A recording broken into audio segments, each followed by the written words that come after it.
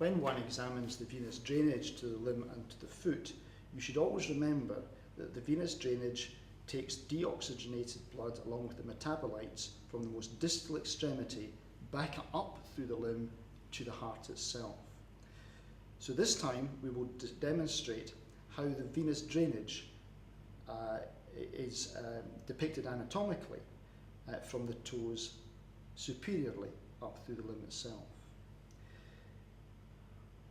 The digital veins have a very similar arrangement to the dorsal digital arteries. And you should remember that where you find an artery, you will find a vein. The dorsal digital veins, and you can see the lateral and the medial vein to the second and the third toe, anastomose with the dorsal metatarsal vein. The metatarsal veins anastomose with the dorsal venous arch. Where veins differ from arteries is that you have a deep and a superficial drainage in the venous system. The lateral end of the dorsal venous arch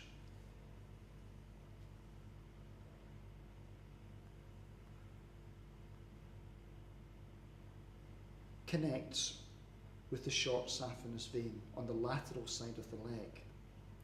The short saphenous vein, like the anterior tibial artery, passes through the small opening between the fibula and the tibia in the interosseous membrane and passes from anterior to posterior, where it joins the popliteal vein. On the medial side of the dorsal venous arch is the long saphenous vein. The long saphenous vein is again superficial and ascends the limb on the medial side.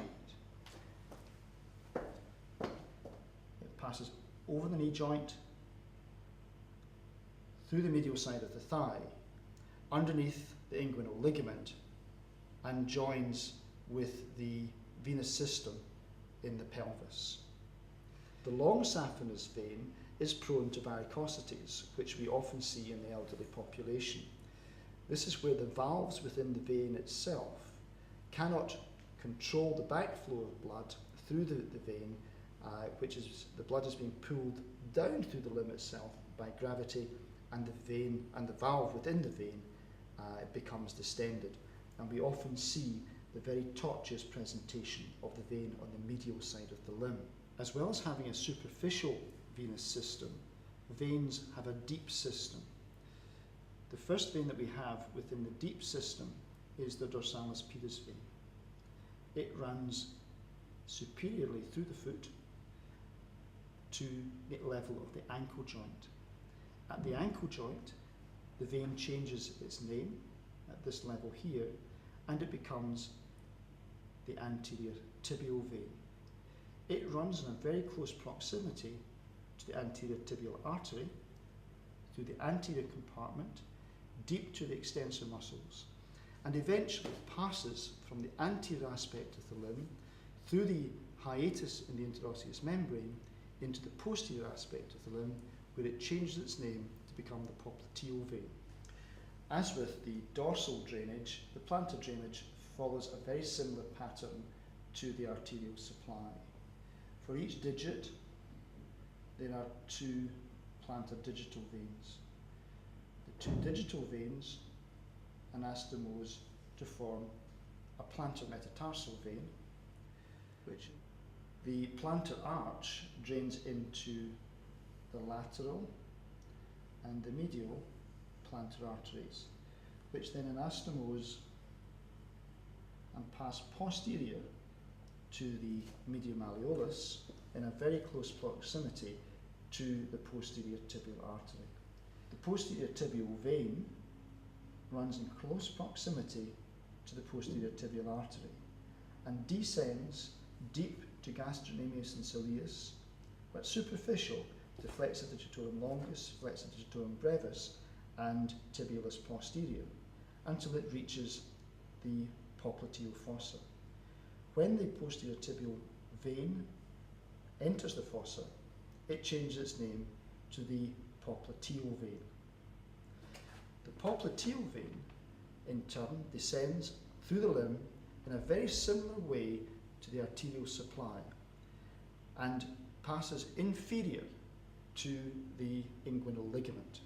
The popliteal vein ascends from the posterior aspect of the knee through the small opening in adductor magnus and then descends, or ascends should I say, up through the thigh in very close proximity to the femoral artery. The femoral vein ascends through the thigh to the inguinal ligament. It passes inferior to the inguinal ligament, where it changes its name to the external iliac vein. The external iliac vein moves superiorly through the pelvis and changes its name to the common iliac vein.